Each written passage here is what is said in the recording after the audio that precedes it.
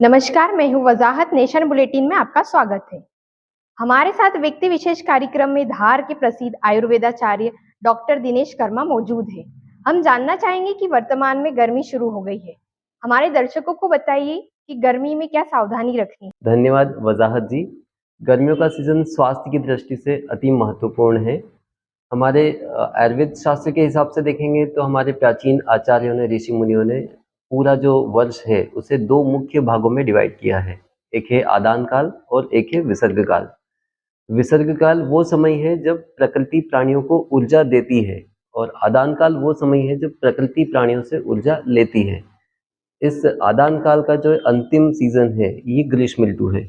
आदान काल में शिशिर, वसंत और ग्रीष्म ऐसे तीन ऋतुएं आती है। ग्रीष्म ऋतु जो है इस समय, क्योंकि आदान काल में प्रकृति ने प्राणियों से ऊर्जा ली हुई है, इसलिए जो ग्रीष्म ऋतु है उस समय प्राणियों का बल सबसे कम मात्रा में उपस्थित रहता है और इसी के हिसाब से हमको हमारा सारा भोजन और हमारा दिनचर्या पूरी व्यवस्थित करनी चाहिए।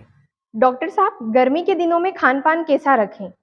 जैसे भोजन की बात करेंगे तो हमें ऐसा अल्प मात्रा में और गरिष्ठ भोजन नहीं लेना है। अल्प मात्रा में भोजन लेना है और हल्का भोजन लेना है।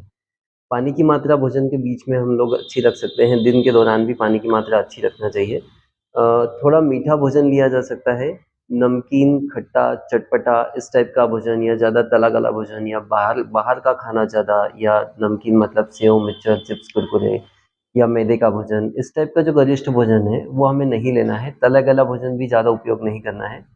पुराने हमारे बुजुर्ग भी हमें बता के गए हैं कि गर्मियों के टाइम पे भूख से आधी रोटी कम, इस टाइप का हम लोग उसको ध्यान रख सकते हैं कि जितनी भूख है उससे थोड़ी कम मात्रा में खाना खाएं।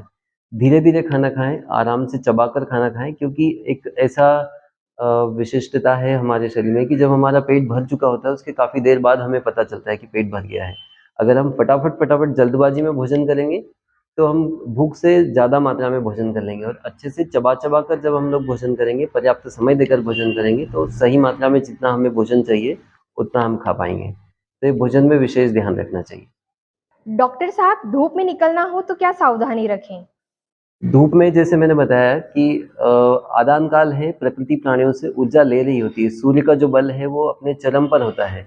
ऐसे में हमें फुल आस्तीन के कपड़े पहनना चाहिए, हल्के रंगों के कपड़े पहनना चाहिए, क्योंकि गहरे रंग के जो कपड़े हैं वो ऊष्मा को ज़्यादा अवशोषित करते हैं और शरीर में हीट को बढ़ा देते हैं। इसलिए हल्के रंग के कपड़े पहनना है। बनती कोशिश पूरे कपड़े पहनना चाहिए। टोपी का है, जैसे हमारे बुजुर्ग पहले पगड़ी का उपयोग किया करते थे, ऐसे टोपी का उपयोग हमें समय के अनुरूप करना चाहिए, या छाते का उपयोग भी हम लोग कर सकते हैं। इसमें स्किन का विशेष ध्यान रखना पड़ता है।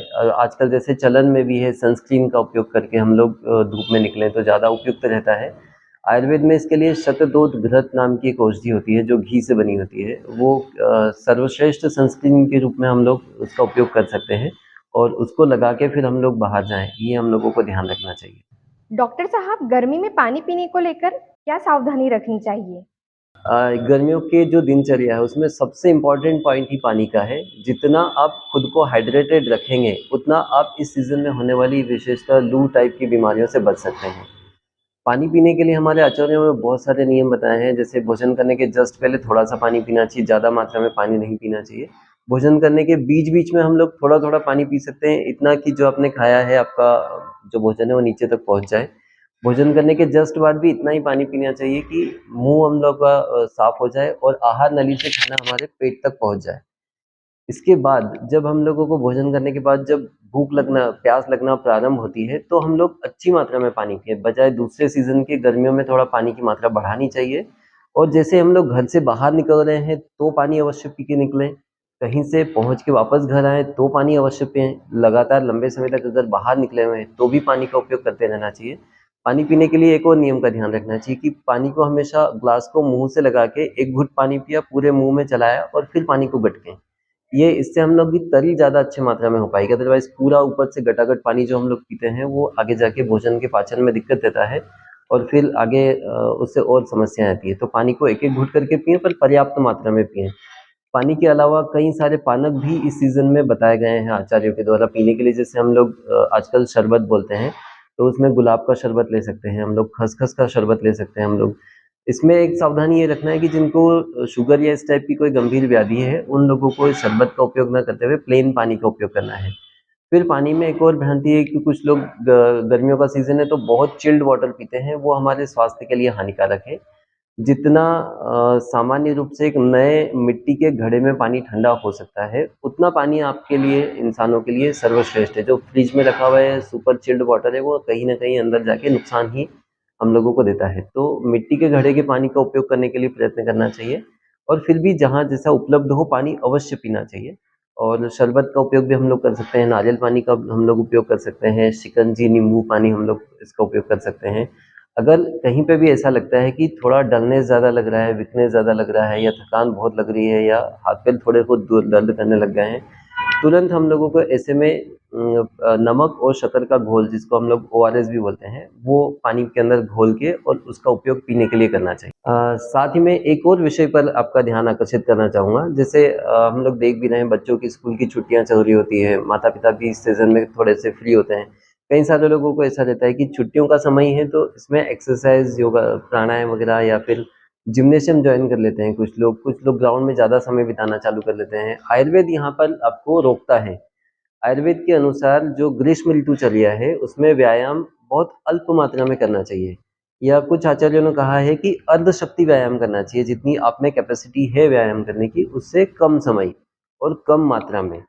व्यायाम की अति होने पे यहाँ पे हम लोग मसल्स की परेशानियों से या डिहाइड्रेशन की परेशानियों से जूझ सकते हैं। तो व्यायाम अवश्य करना चाहिए। प्रयत्न करें कि जिम्नेशियम की हेवी एक्सरसाइज के बजाय योगासन, प्राणायाम, इनको प्रेफ़रेंस दें। जिम्नेशियम में भी अवश्य जाएँ, बट वहाँ हेवी वेट और बहुत लंबे समय तक और शक्ति से अधिक व्यायाम करने का प्रयत्न ना करें। आप लोगों ने हमको स्टूडियो में बुलाया और इस गंभीर विषय पर या अति आवश्यक विषय पर इतनी महत्वपूर्ण बातें की, इसके लिए मैं आप सभी का सहृदय धन्यवाद देता हूँ। बहुत आभार व्यक्त करता हूँ। धन्यवाद। ये थे हमारे साथ धार के प्रसिद्ध आयुर्वेदाचार्य डॉक्टर दिनेश कर्मा, जिन्होंने गर्मी के मौसम में खान पान कैसा रखें इसके बारे में बताया। हम दर्शकों से अपील करते हैं कि डॉक्टर साहब ने जो बताया उस बात पर अमल करें और अपने स्वास्थ्य का ध्यान रखें।